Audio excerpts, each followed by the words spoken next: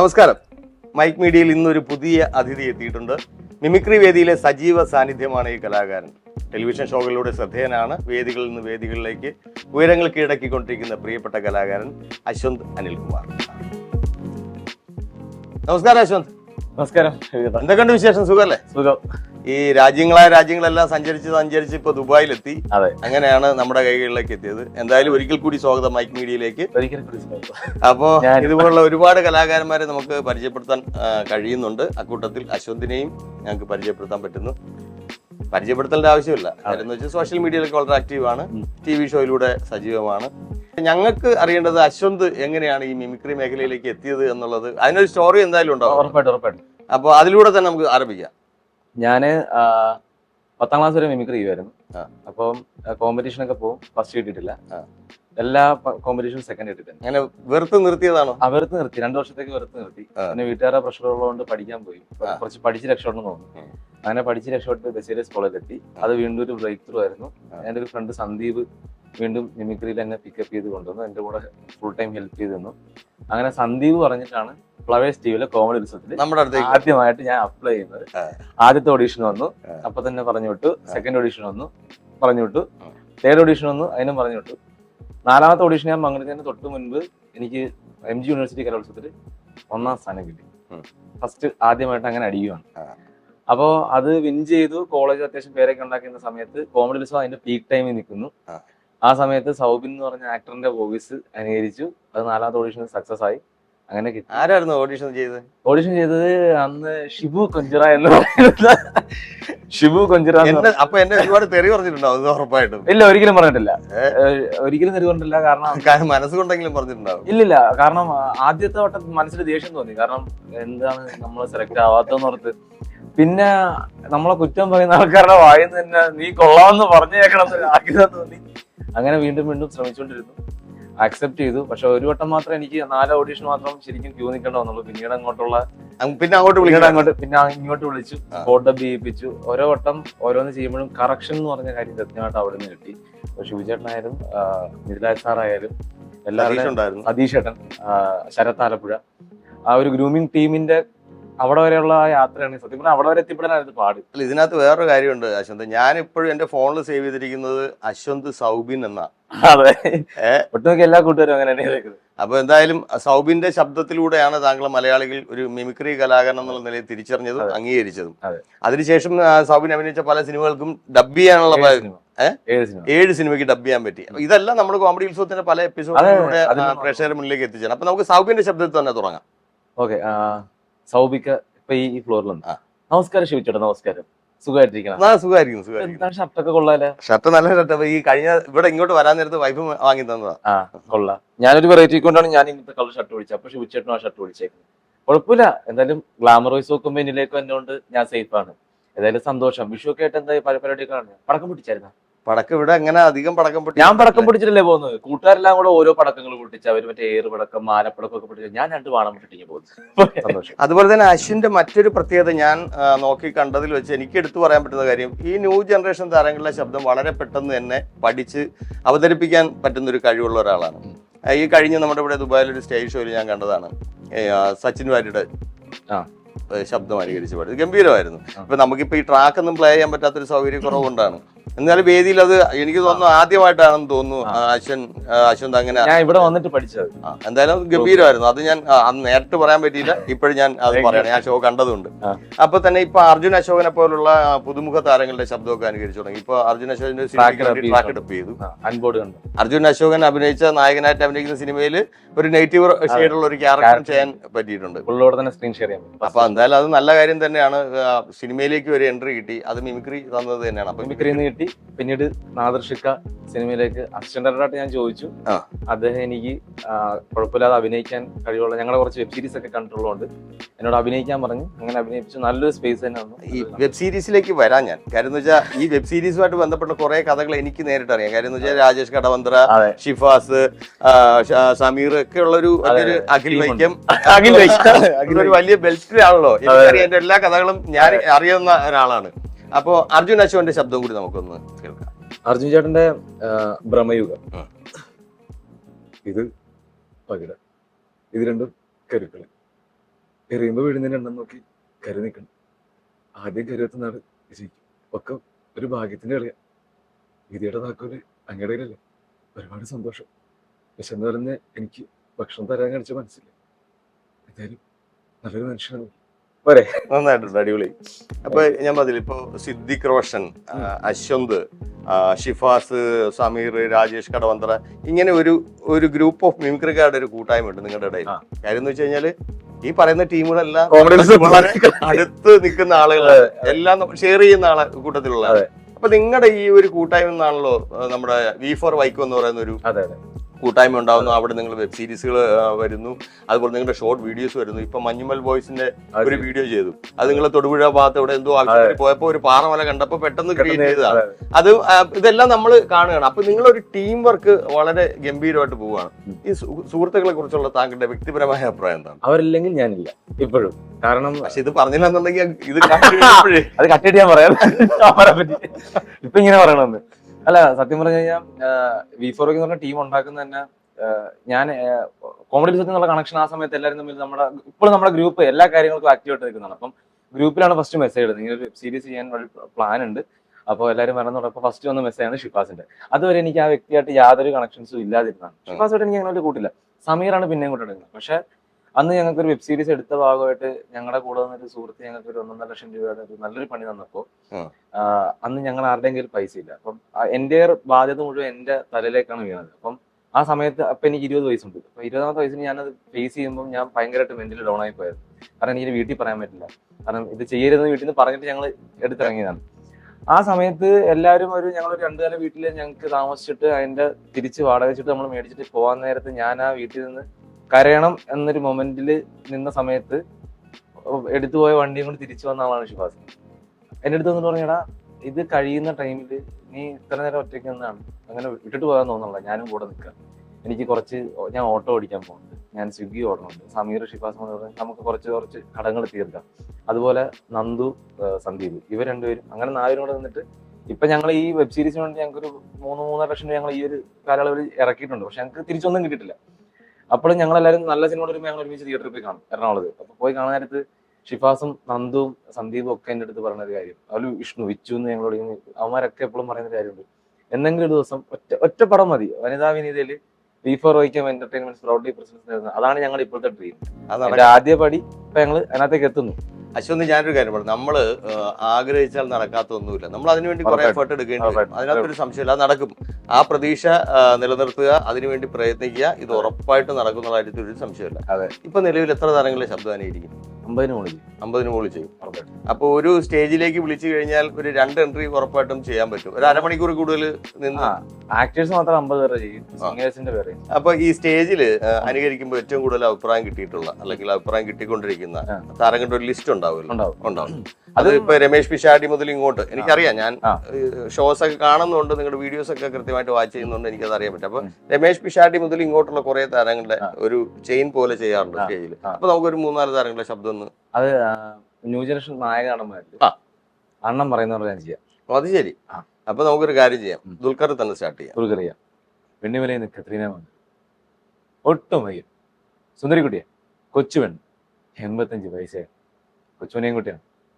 പിന്നെ ദാസ്, കണ്ണു കാണാൻ, ഉള്ളിലാണേക്കും തീവണ്ടിയിലെ പാട്ടുകാരൻ, തീവണ്ടി ദാസ്, എല്ലാവരും കൂടെ കുറേത്തിൽ ഇനി തല്ലുള്ള ടീഷർട്ടിൽ ഒരു സ്ഥലം പോലും ബാക്കിയില്ല. സ്നേഹം കൊണ്ടാ ആ സമയം നിങ്ങളെപ്പോലെ എല്ലാവർക്കും പിടിച്ച സ്നേഹമാണ്. ഇനി പറ ചത്തു പോയതുപോലെ എക്സ്പീരിയൻസ് ചെയ്യാൻ പറ്റും. ഓക്കെ, അടിപൊളി, താങ്ക് യു. ഇനി അടുത്ത ആരാണ്?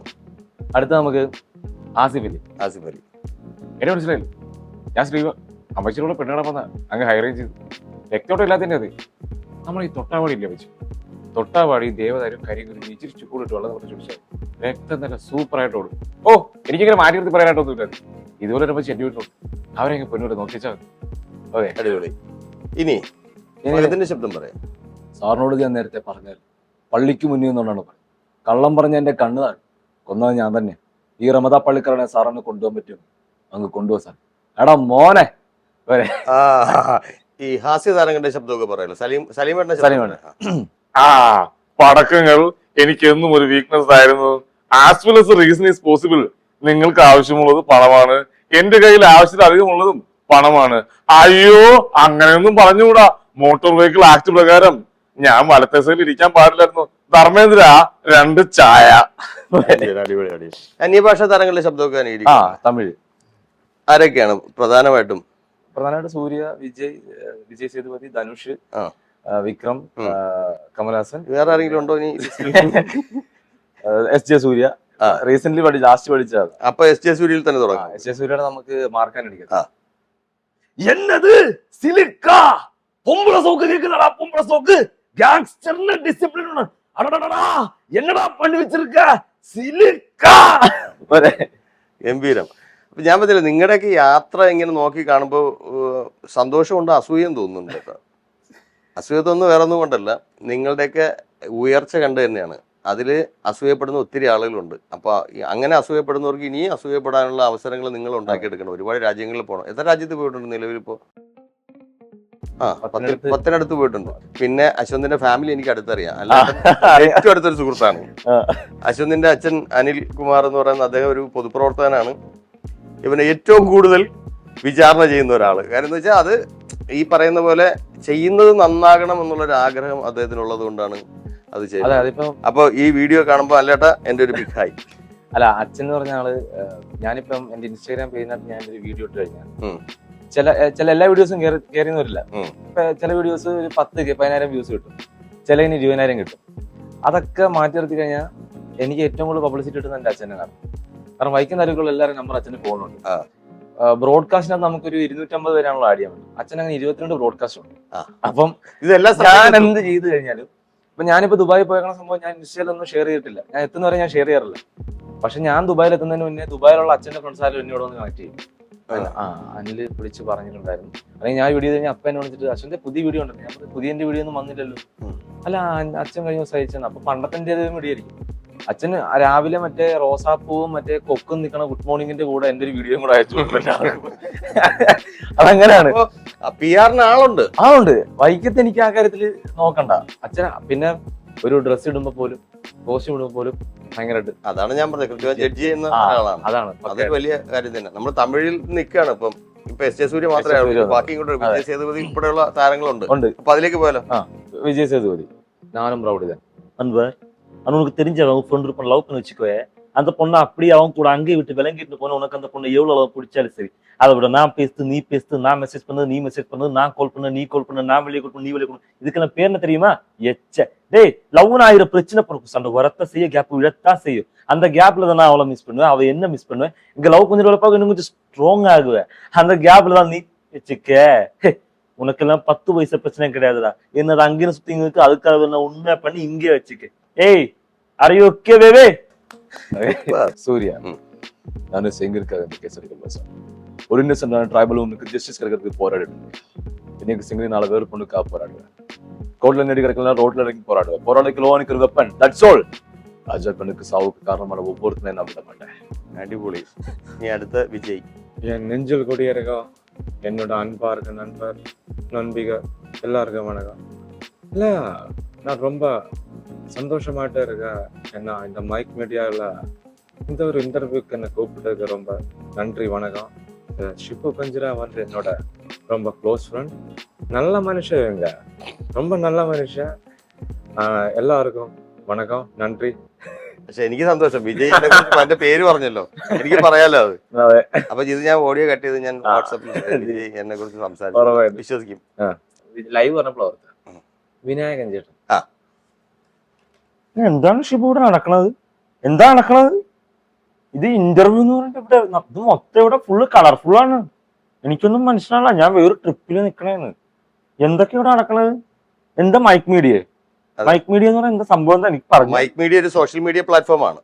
ഇതൊരു അംബർലയാണ്. ഈ അംബർലയുടെ കീഴിൽ പല ജോണറിൽപ്പെട്ട പ്രോഗ്രാമുകൾ നമ്മൾ വീഡിയോ അപ്ലോഡ് ചെയ്യുന്നുണ്ട്. അതാണ് mic, MIC, Mannath information and communication. Mannath information and communication. Information കമ്മ്യൂണിക്കേഷനാ? അല്ല, എന്താണ് കമ്മ്യൂണിക്കേഷൻ? ഞാൻ ചോദിക്കട്ടെ, നിങ്ങളിപ്പോ കമ്മ്യൂണിക്കേഷൻ എന്ന് പറയുന്നത് എന്താണ് കമ്മ്യൂണിക്കേഷൻ? ഇപ്പൊ നമ്മുടെ പല കലാകാരന്മാരെ ഞങ്ങൾ പരിചയപ്പെടുത്തുന്നുണ്ട്. അപ്പൊ കലാകാരന്മാരെന്ന് ഉദ്ദേശിക്കുന്നത് നിങ്ങൾ ആരെയാണ്? അത് മിമിക്രി ആകാം, പാട്ടുകാരാകാം, സിനിമയിലുള്ള താരങ്ങളാകാം, അവരെയൊക്കെ നമ്മൾ ഇതുപോലെ പരിചയപ്പെടുത്താം. അത് അങ്ങനെ എല്ലാം ഉൾക്കൊള്ളിച്ചുകൊണ്ട് പറയണം. അതെ, ഇപ്പൊ പറയുമ്പോ ആസ് ആൻ ആക്ടർ വിനായകൻ എന്നെ ഇന്റർവ്യൂ ചെയ്യുമ്പോ നിങ്ങളെല്ലാം പഠിച്ചിരിക്കണം. അല്ലാത്ത പക്ഷം ഞാൻ ഞാനിപ്പോ ഇന്റർവ്യൂവിൽ വന്നത്? എനിക്ക് എന്റെ ആവശ്യമില്ല. പക്ഷെ ഷിബുവിനോടുള്ള സ്നേഹം കൊണ്ടാണ് ഞാൻ വന്നത്, ഷിബുവിനോടുള്ള ഇഷ്ടം കൊണ്ടാണ് ഞാൻ വന്നത്. അല്ല, എല്ലാത്തിനും പുള്ളി ചോദ്യം ചെയ്യുന്ന ആളാണ് തീർച്ചയായിട്ടും. എപ്പോഴും. ഇതുപോലെ തന്നെ ചോദ്യം ചെയ്യുന്ന ആളാണ് ഷെയ്ൻ നിഗം. ആ. അപ്പൊ അന്ന് എന്തെങ്കിലും എന്റെ അടുത്ത് പറയുകയാണെങ്കിൽ ഞാൻ ഷെയ്ന്റെ രീതിയിൽ ഞാൻ മറുപടി തരാം. എന്തൊക്കെയാണ് പുതിയ വിശേഷങ്ങൾ? അല്ല, പ്രത്യേകിച്ചൊന്നുമില്ല. അല്ലെ, സിനിമ പുതിയ ഇപ്പോ റീസെന്റ് ഇറങ്ങിയ സിനിമകളെ കുറിച്ചുള്ള താങ്കളുടെ ഒരു കാഴ്ചപ്പാട്, താങ്കളുടെ സിനിമകളെ കുറിച്ച്? എന്റെ സിനിമയിൽ RDX ഞാൻ സൂപ്പറായിട്ട് അഭിനയിച്ചിട്ടുണ്ട്. അപ്പൊ ബാക്കിയുള്ളവര് അത് ഞാൻ ശ്രദ്ധിക്കാറില്ല. ഞാൻ എന്നെയാണ് നോക്കാം. ഞാൻ സെൽഫ് ലവ്. എനിക്ക് എന്റെ കാര്യമാണ് ഏറ്റവും വലുത്. അപ്പുറം ഇപ്പുറം നിൽക്കണവരെ ജൂനിയർ ആർട്ടിസ്റ്റ് ഒന്നും എനിക്ക് എന്നെ പറ്റിയാണ്. എനിക്ക് മാറണം, ഇനിയും മാറണം, നല്ല നല്ല സിനിമകളിൽ അഭിനയിക്കണം. അപ്പൊ ഞാൻ ഇപ്പോഴും എന്റെ സെൽഫ് ലവിനെ പറ്റി മാത്രമേ ഞാൻ ശ്രദ്ധിക്കാറുള്ളൂ. വേറെ ഒന്നിനെ പറ്റി ഞാൻ നോക്കാറില്ല. നിങ്ങൾ സെൽഫ് ലവ് ചെയ്യാറില്ലേ? ചെയ്തില്ലെങ്കിൽ ഇപ്പൊ തന്നെ ചെയ്യണം, ഇല്ലെങ്കിൽ നിങ്ങൾക്ക് ഭാവിയിൽ വരെ നഷ്ടങ്ങൾ സംഭവിക്കും. ഒരു റൂട്ട്. അതുപോലെ തന്നെ ഷൈൻ ടോം ചാക്കോ. ആ, പകുതി മനസ്സിലാവൂല. അപ്പൊ നമ്മളിവിടെ വന്നിരിക്കുകയാണ്. എന്താ പറയാ? നമസ്കാരം. നമസ്കാരം. എന്തൊക്കെയുണ്ട് വിശേഷം? സുഖമാണോ? വിശേഷം സുഖമല്ലേ? നല്ല വിശേഷം. നാട്ടിലെ കാര്യങ്ങളൊക്കെ അറിയില്ലേ? ഭയങ്കര രസാ. വിഷുവിന് കണിക്കൊന്ന് നോക്കാൻ വേണ്ടി 10 ദിവസം മുന്നേ വരെ കണിക്കൊന്ന പൂത്ത് വെക്കും. പറിക്കാൻ ചില നേരത്തെ ഒരു കാണാനല്ല.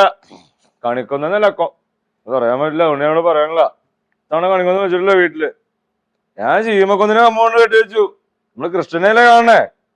ഓറഞ്ച് ഉണ്ടായിട്ടാ, കുറച്ച് കഴിച്ചു. രാവിലെ നല്ല ട്രിപ്പായി. രാവിലെ ചായയുടെ കൂടെ പായസം കുടിച്ചു, ഉച്ചക്ക് ചോറിന്റെ കൂടെ പായസം കുടിച്ചു, വൈകിട്ട് ചിക്കനോടെ പായസം കഴിച്ചു. അങ്ങനെ ട്രിപ്പായി. അന്നത്തെ ദിവസം ഒന്നും തൊടാൻ പറ്റില്ലല്ലോ, അതുകൊണ്ട് പായസം കുടിച്ച് ട്രിപ്പായി അങ്ങനെ പോയി. നിങ്ങളുടെ ഒബ്സർവേഷൻ ഭയങ്കര, കാരണം ഇത് നമുക്ക് സ്ക്രിപ്റ്റഡ് അല്ലേ, അതായത് നമ്മള് ചോദിക്കുന്ന കൂട്ടത്തിൽ പറഞ്ഞു പോകുന്നതാണ്. അപ്പൊ അങ്ങനെ സ്പോട്ടിൽ തന്നെ സ്ക്രിപ്റ്റ് ചെയ്ത് അവതരിപ്പിക്കുക എന്നുള്ളത് വളരെ ദുഷ്കരമായ ഒരു കാര്യമാണ്.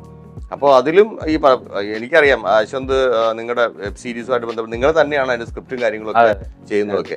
അപ്പൊ ആ എഴുത്തിന്റെ ഒരു മികവാണ് ഈ പറയുന്ന പോലെ സ്പോട്ടിൽ നമുക്ക് ഇന്ററാക്ട് ചെയ്യാൻ പറ്റുന്നത്. അതൊരു വലിയ കാര്യം തന്നെയാണ്. പിഷാടിയുടെ ശബ്ദം നന്നായിട്ട് പറയുന്ന ഒരാളാണ്. നമസ്കാരം ശിവചേട്ടാ. ഭക്ഷണം കഴിച്ചോ? രാവിലെ കഴിച്ചു. എന്നാ കഴിച്ചെന്താ? ഞാൻ ഇഡ്ഡലി കഴിച്ചേ. ഇഡ്ഡലി? എത്ര ഇഡ്ഡലി കഴിച്ചു? ഞാൻ 2 2 എത്ര രൂപ കൊടുത്തു? അത് ഇവിടെ ഇച്ചിരി കാശ് കൂടുതലാ. നമുക്കിവിടെ സ്പോൺസർഷിപ്പ് ആണല്ലോ, നമുക്ക് എല്ലാ കാര്യങ്ങളും നമ്മൾ അറിയുന്നുണ്ട്. ഞാന് കഴിഞ്ഞ ദിവസം ഒരു പെൺകുട്ടിയായിട്ട് സംസാരിച്ചപ്പോൾ ആ പെൺകുട്ടി എൻ്റെ അടുത്ത് പറയുവാണ്, ലോകത്തിലെ ഏറ്റവും കൂടുതൽ സൗന്ദര്യമുള്ള സ്ത്രീകൾക്കാണ്. ഞാൻ അതിനെ ശക്തമായിട്ട് എതിർത്തു. ഷിബുചേട്ടൻ്റെ അഭിപ്രായം എന്താ? ഏറ്റവും സൗന്ദര്യമുള്ള സ്ത്രീകൾക്കാണോ പുരുഷന്മാർക്കാണോ? അത് അങ്ങനെ പറയാൻ പറ്റില്ല. പുരുഷന്മാർക്കാണ്. അതെന്താ പുരുഷന്മാർക്കാണ് സൗന്ദര്യം പറയാൻ? ഞാൻ കുറച്ച് എക്സാമ്പിളുകൾ പറയാം. കൊമ്പനാനയാണോ പിടിയാനയെക്കാണാണോ നല്ലത്? കൊമ്പനാന തന്നെയാണ്. മയിൽ ആൺമയിലാണോ പെൺമയിലാണോ? ആൺമയിലാണ് നല്ലത്. സിംഹം ആൺസിംഹമാണോ പെൺസിംഹമാണോ? ആൺസിംഹമാണ്. നിങ്ങൾ ഏത് ജീവികൾ എടുത്ത് നോക്കിക്കോളൂ, ഏറ്റവും ഭംഗി പുരുഷന്മാർക്കായിരിക്കും. അതിനകത്ത് യാതൊരു മാറ്റവും ഇല്ല. ഇത് ഞങ്ങളൊന്നും അറിവോടെ അല്ല, ഇത് അവന്റെ ഇഷ്ടപ്രകാരം പറഞ്ഞത്. അതല്ല, വിശാലിച്ചേട്ടൻ പറഞ്ഞ അതുകൊണ്ടാണ് ഞാൻ പറഞ്ഞത്. അല്ലെങ്കിൽ എന്നെ വിളിക്കും. അതെ. ടോയിനോടെ ശബ്ദം മുണ്ടൊടുക്കാൻ അറിയാതെ, മലയാളത്തിൽ സംസാരിക്കാൻ അറിയാതെ PK രാംദാസിന്റെ മകൻ ജതിൻ രാംദാസ് നിങ്ങളുടെ മുമ്പിൽ ഇങ്ങനെ വന്ന് നിൽക്കുമെന്നോ? എനിക്ക് മുണ്ടൊടുക്കാനും അറിയാം, ആവശ്യം വന്നാൽ അത് മടക്കി കുത്താനും അറിയാം, മലയാളത്തിൽ സംസാരിക്കാനും അറിയാം, വേണ്ടി വന്ന നല്ല 2 തെറി പറയാനും അറിയാം. സ്റ്റീഫൻ എന്റെ ചേട്ടൻ തന്നെയാണ്. അജു വർഗീസിന്റെ ശബ്ദം പറയില്ലേ? ഇല്ല. വിനയ് ഫോർട്ട്? നല്ല ഒരുപാട് സന്തോഷം ഷിബുചേട്ടാ. ലാസ്റ്റ് നമ്മള് കോമഡി സൂപ്പർ നൈറ്റിന് കണ്ട അന്ന് പോയൊരു പോക്കാണ്. ഇതുവരെ എന്റെ അടുത്തൊരു മെസ്സേജ് അയച്ചിട്ടില്ല. എന്റെ ഒരു തൊപ്പി എടുത്തിട്ട് പോയി, അത് ഞാൻ വിട്ടു. എന്റെ വാച്ച്, എന്റെ ഷൂസ് എല്ലാം തരണം, എനിക്കെല്ലാം തിരിച്ചു തരണം. തന്നില്ലെങ്കിൽ വലിയ വലിയ പ്രശ്നങ്ങളൊക്കെ. ചുമ്മാ സുഹൃത്താണ്. സൂപ്പർ നൈറ്റ് കോമഡി ഒരുപാട് തവണ വന്നിട്ടുണ്ട്. 4-5 വട്ടത്തിന് മോളെയാണ് കൊണ്ടുവന്നത്. നമ്മള് വലിയ സുഹൃത്തുക്കളാണ്. എന്റെ ഷൂവും വാച്ചും അല്ല, ഒന്നും എടുത്തിട്ടില്ല. അത് ഞാൻ ഇവര് തമ്മിലുള്ള കമ്മ്യൂണിക്കേഷൻ ഞങ്ങൾ അകലെ നോക്കുമ്പോൾ ശിവചേട്ടൻ ഇച്ചിരി പയ്യെ സംസാരിക്കുമ്പോ ഷിബുചേട്ടാ അങ്ങനല്ല അത് പറഞ്ഞ ചിരിയും കാര്യങ്ങളൊക്കെ അത് പക്ഷെ പുള്ളി ഭയങ്കര ഒരു എന്റർടൈനറാണ്. ടേക്കിലല്ലാത്ത സമയത്ത് ചില അവന്റെ ക്യാരക്ടർ എന്ന് വെച്ച് കഴിഞ്ഞാല് സിനിമയിൽ നമ്മൾ കാണുന്നത് അത് ക്യാരക്ടറായിട്ട് മാറുന്നത്, പക്ഷെ പുറത്ത് ഭയങ്കര ലെവലാണ്. ഇനി അടുത്ത ആരാണ്? നിവിൻ പോളിയുടെ ഒരു വോയിസ്, ആക്ഷൻ ഹീറോ ബിജുനത്ത്. അതിനകത്ത് എടാ പരമാറി അതല്ല, രസകരമായ ഡയലോഗുണ്ട്. പോലീസ് സ്റ്റേഷനിൽ കഴിയുമ്പോ ഞാൻ ഈ അലവലാദിയോട് ചോദിക്കണം, അല്ലയോ മഹാനുഭാവ, താങ്കൾ അന്യപുരുഷന്റെ പത്നിയായ ഈ മഹതിയുടെ നിതുംബത്തിൽ കരുതലമർത്തിയത് അങ്ങേയറ്റം മ്ലേച്ഛമായ പ്രവൃത്തിയിൽ ഞാൻ താങ്കൾക്കെതിരെ നിയമ നടപടി എടുക്കുന്നതിൽ വിരോധമില്ല എന്ന് കരുതുന്നു. ഇനിമേൽ താങ്കൾ ഇത്തരത്തിലുള്ള കുൽസിത പ്രവൃത്തികൾ ഏർപ്പെടില്ല എന്ന് ഞാൻ വിശ്വസിക്കുന്നു എന്ന് പറഞ്ഞ് ഞാൻ സമാധാനം ഒട്ടയച്ചാൽ മതി. മാഡത്തിനുമായിരിക്കും, പക്ഷെ സാധാരണക്കാരൻ ഇവനിട്ട് 2 ഇടി കിട്ടണമായിരുന്നു. ഇമാതിരി ടീമിനെ ഞാൻ അടിക്കും, 4 ഇടി ഇടിക്കും. നിങ്ങൾ എന്നാ ചെയ്തോ? ഞാനേ പള്ളിയിലച്ചനല്ല, പോലീസുകാരനാണ്.